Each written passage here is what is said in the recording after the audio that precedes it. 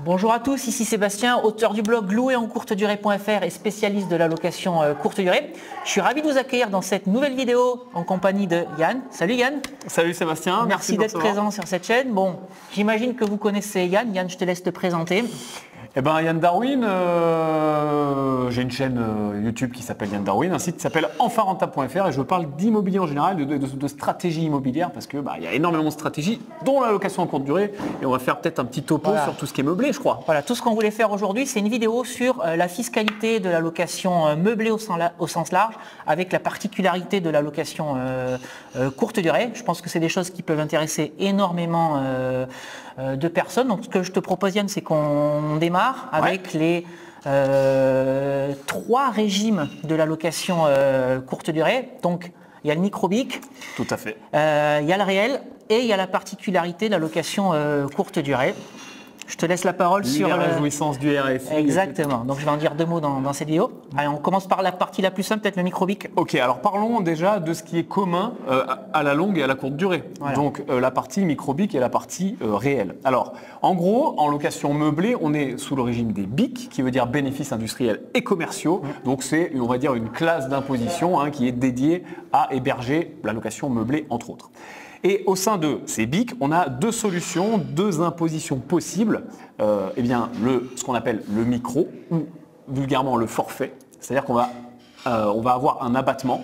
Par exemple, on gagne 10 000, on va appliquer un abattement de 50%. Donc on déclarera que sur une base de 5 000. C'est-à-dire que notre assiette d'imposition sera de 5 000 uniquement, entre guillemets. Voilà, on sera imposé sur une base de 5 000 alors qu'on a rentré 10 000. Donc ça, c'est le micro, c'est l'abattement de 50% ou le forfait. On l'appelle un petit peu de toutes ces solutions-là.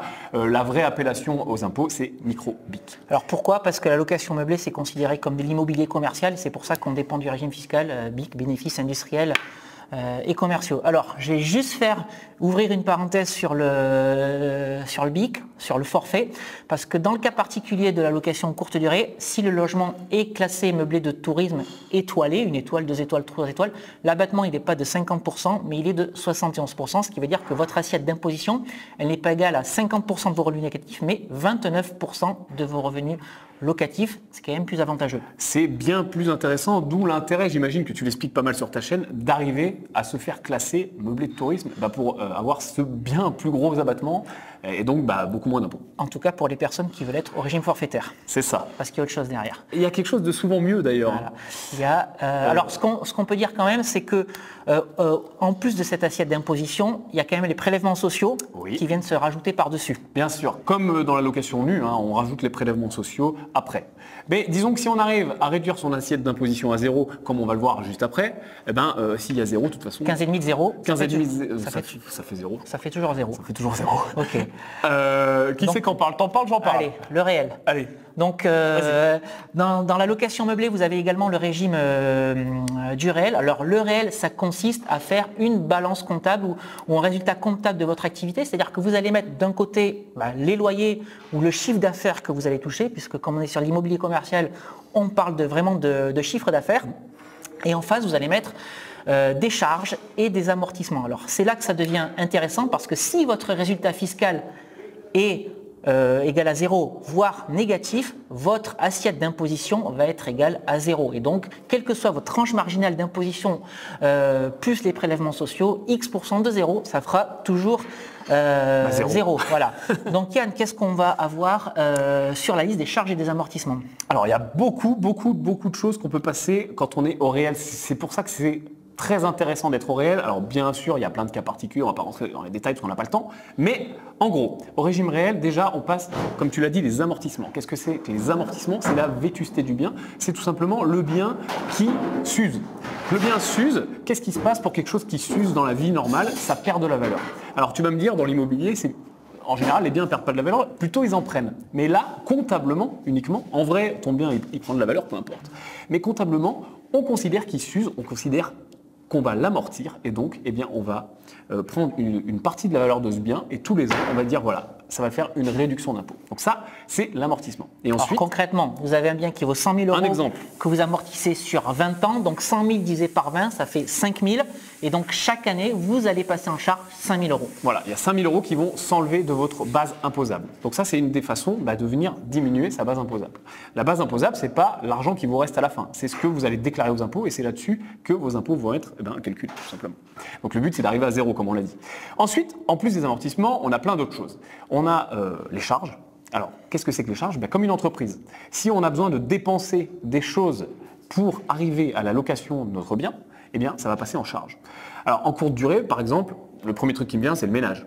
Ménage. Le ménage, c'est une charge. Qu'est-ce que tu as d'autre en courte durée? Les factures EDF, les factures Internet. Voilà.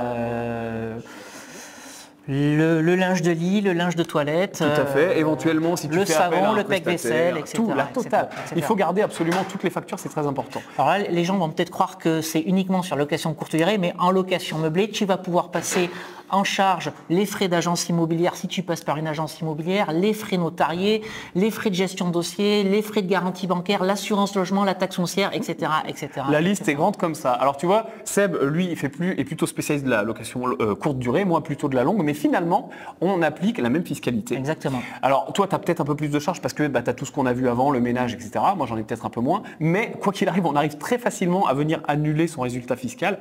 Et puis, il y a aussi ce qu'on n'a pas dit, comme en location nue, au régime réel, on a les travaux. Et ben, si tu fais des travaux, tu as un bien qui vaut 100 000 euros, tu fais 30 000 euros de travaux, ces 30 000 euros de travaux, tu vas pouvoir aussi les passer en charge. D'où l'intérêt d'acheter des biens pourris. D'où l'intérêt d'acheter des biens pourris, en plus on peut les négocier assez facilement. Ouais. Donc, une fois que tu as mis tout ce package ensemble, que ce soit les amortissements, les charges, les frais divers, etc., eh bien tu arrives, en général, si tu fais bien les choses et que tu l'as anticipé, c'est très important d'anticiper les choses dans l'immobilier et de ne pas être devant le fait accompli, tu vas arriver à annuler tes impôts. Ça, c'est intéressant. Exactement. Et alors, il arrive quand même un moment où ta balance fiscale ou comptable, elle t'amène vers quelque chose de positif. Et donc, c'est là qu'il va falloir, boum, racheter notre investissement immobilier, boum, refaire des travaux pour revenir à du résultat négatif et continuer à percevoir des loyers sans payer d'impôts. Alors, c'est là que c'est compliqué pour certaines personnes. On peut gagner de l'argent, on peut se créer une trésorerie en ayant un résultat fiscal négatif et c'est même ce qu'il faut chercher à faire. C'est exactement ce qu'il faut chercher à faire. Voilà. Alors après, peut-être que tu veux parler des différences parce que là, tout ce qu'on vient de dire, c'est finalement assez général sur la location meublée. Ça s'applique à la longue durée et à la courte durée. À la courte durée, tu voulais dire quelque chose? Je voulais dire quelque chose. Ce que je voulais te demander surtout, c'était en courte durée au niveau des charges sociales, et même pas des charges sociales, mais au niveau de tout ce qu'on entend en ce moment. Je pense que tu en as déjà parlé sur ta chaîne, mais il y a des gens qui, je pense, n'ont pas compris parce que moi j'ai énormément de questions et je pense que tu en as encore plus que moi sur tout ce qui est RSI, etc. Comment ça marche? Alors tout ce qu'on vient de dire est vrai en location meublée, longue durée ou location courte durée. Pour la courte durée, c'est pour des chiffres d'affaires inférieurs à 23 000 euros. Maintenant, si vous faites de la location courte durée, si vous voulez industrialiser et aller beaucoup plus loin, votre volonté c'est de dépasser forcément le chiffre d'affaires de 23 000 euros. Et au-dessus de 23 000 euros, depuis le 1er janvier 2017, l'administration fiscale, elle considère que vous faites de l'immobilier professionnel ou c'est plus de l'immobilier patrimonial. Et donc là, on n'est plus assujetti aux prélèvements sociaux, mais on est assujetti aux charges sociales. Et donc, on entend beaucoup parler de cette loi RSI, entre guillemets, qui peut effrayer. Alors, il faut absolument pas avoir peur de cette loi. Et là, on va encore rentrer dans différentes catégories. Catégorie 1, on peut être assujetti au régime général de la sécurité sociale. Donc ça vaut si votre chiffre d'affaires il est inférieur à 82 800 euros de mémoire.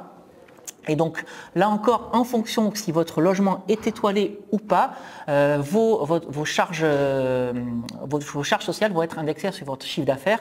Et donc, si votre logement est étoilé, ces charges sociales seront moins importantes, ou votre taux de cotisation sera moins important que si votre logement n'est pas étoilé. Donc, l'intérêt de faire étoiler son logement. Maintenant, vous avez également l'option RSI, avec régime forfaitaire, donc le régime de la micro-entreprise.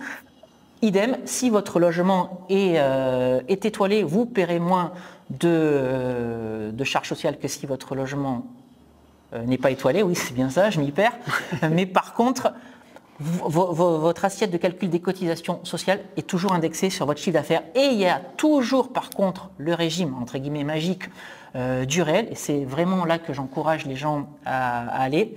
Et c'est pour ça qu'il ne faut pas avoir peur du RSI, parce que vous pouvez également payer vos cotisations sociales, non pas sur le chiffre d'affaires, mais sur le résultat de votre activité. Et si votre résultat est négatif, c'est comme ça que vous n'allez pas payer. Vous n'allez pas payer de charges sociales. Par contre, parce que lorsqu'on est affilié au RSI, on a un minimum de 1045 €, mais au-delà de 23 000, lorsqu'on fait 30, 40, 50, 100 000 € de chiffre d'affaires, 1045 €, c'est toujours emmerdant. Mais c'est pas grand-chose. Mais ça reste pas grand-chose. Et donc c'est là, encore une fois, tout l'intérêt du régime réel. Au-delà des 23 000 €. Donc, moi, pour peut-être clôturer cette vidéo, ce que j'ai l'habitude de dire, si vos emprunts sont récents, le régime réel, ça va être beaucoup plus intéressant. Si vos emprunts sont anciens, c'est peut-être le régime forfaitaire ou du microbic qui va être le plus intéressant. Tout à fait. Dans de très rares cas, si on a payé cash ou si les emprunts sont soldés, on peut s'en sortir en étant au micro, donc au fameux forfait dont on a parlé de 50 ou 71. Après, en effet, en début d'emprunt ou quand on fait beaucoup de travaux ou quand on fait beaucoup de volume, comme on vient de le dire, dans 95% des cas, le régime réel va être plus intéressant. C'est pour ça qu'il faut être informé sur les dispositions fiscales et les anticiper. Parce qu'il ne faut pas se retrouver au dernier moment à être bloqué. Et pas avoir peur de ce fameux RSI, là qui s'applique vraiment à la courte durée pour le coup, parce qu'en effet, il y a des moyens, encore une fois, d'annuler quasiment l'impôt, de payer 1 000 €. Mais bon. Ce qui veut dire, pour reprendre tout ce qu'on s'est dit aujourd'hui, imaginons que vous fassiez de la courte durée avec 100 000 € de loyer, donc 100 000 € de chiffre d'affaires, en passant au réel sur la partie impôt sur les revenus locatifs, vous pouvez être à 0. Et côté cotisation sociale, vous pouvez être à 1045 € puisque c'est le minimum de cotisation du RSI. Donc 100 000 € de loyer pour 1045 € d'impôt entre guillemets. Bon. Autant y aller. Moi, je signe. Et encore une fois, d'où l'importance d'être au courant, d'où l'importance de se former et d'où l'importance d'anticiper. Voilà. Ça, que ça soit de la longue durée, de la courte durée, du meublé, pas du meublé, ce que tu veux, au bout d'un moment, la connaissance fait que tu arrives à ce genre de montage. Exactement. Tout simplement. Voilà. On ne parle pas de la fiscalité des entreprises, ça pourrait être l'objet d'une seconde vidéo. Il y a beaucoup d'informations fiscales dans cette vidéo, il faudra peut-être la remettre en arrière pour les gens qui la regardent. Bon, écoute Yann, en tout cas merci d'être passé sur cette chaîne. Redis-nous où est-ce qu'on peut te trouver.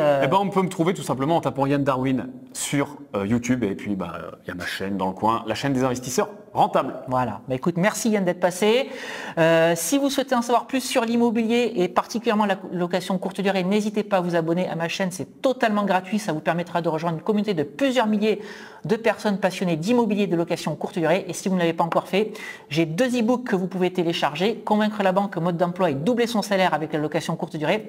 Pour trouver les liens de téléchargement, c'est très simple, cliquez sur le petit i en haut à droite de la fenêtre de cette vidéo et puis sinon je vous mets les liens de téléchargement dans la description juste en dessous de cette vidéo. Yann, encore une fois, merci d'être passé sur cette chaîne.